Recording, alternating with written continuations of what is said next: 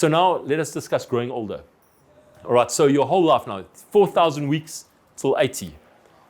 Half that time you've been living forward to get where you want to go now. You've arrived. Now it's about how do you spend the rest of your days. All right, contact theory. So you've been on the hamster wheel your whole life. On the hamster wheel your whole life, suddenly an ocean of time. How do you spend these extra hours? We're living longer. They say we're going to live till 150 now. Yeah, sorry to tell you this, there's many years still coming. What are you going to do with this extra time? Now, there's a very fascinating film on Netflix at the moment called Live to 100, where they look at the secrets of the blue zones. Have you looked at this? They looked at like certain areas like Okinawa, Sardinia, and why they're so healthy and what do they do. And I must tell you, if you're the cleverest person in the room, you're in the wrong room. I'm in the wrong room, yeah. It's just a bit of humor. Yeah. Anyway, you've got to learn from these people. Like, what made them become 100? What do they know that I don't know? You know, upskill yourself. See why they're so healthy.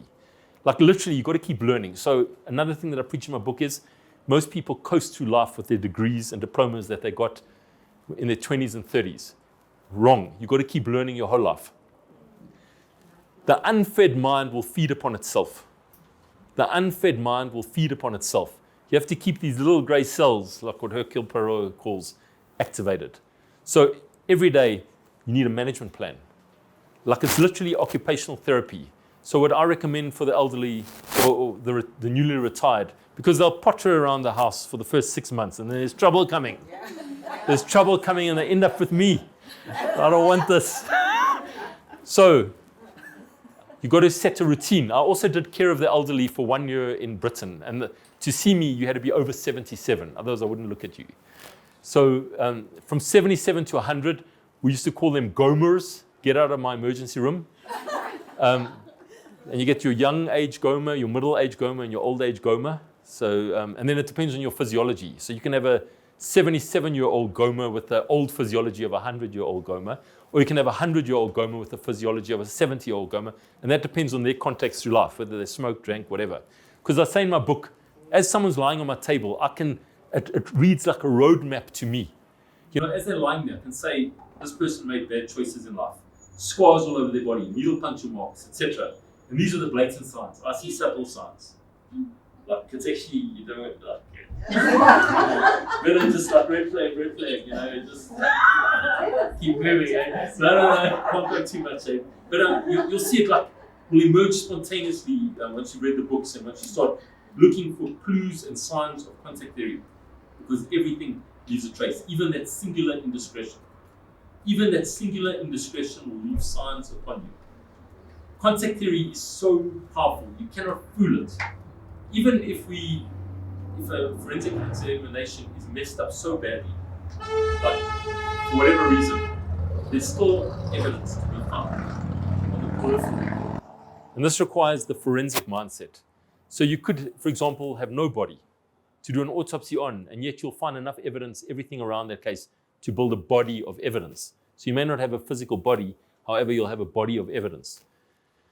So, a practical guide, because I even read my own epilogue the other day, and I thought, what, like this, how? And this is actually based on the shoulders of giants. I read books from the 1920s and 1930s. I read a book called How to Be Happy Though Human from a guy called Beran, Wolfe, from 1920s. And I read a lot of stuff on, so that epilogue, it's only like 7 pages, but it's like, it's right hook, left hook, upper punch. And you know what, I put it at the end because the whole book is one long argument, you know, showing you that it's inescapable what I'm going to tell you. Low cards exchange principle is so pervasive, it's so profound, that by the time you hit that epilogue, you're done. There's no denying what I'm going to tell you. So that's why I put it at the end. Okay. But yeah, I hope the book's not boring, that you don't lose attention before you get there. But everyone should read that epilogue, as far as I'm concerned. So you need a management plan. You need to have structure. There are professionals out there that deal with these kind of things. There's occupational therapists, etc. But for your world, because this is a very specific audience I'm talking to, and you have very specific things you're dealing with.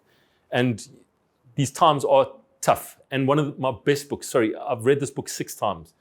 is The Story of Son Michele by Axel Munthe, written in 1952. One of the most famous books of all time.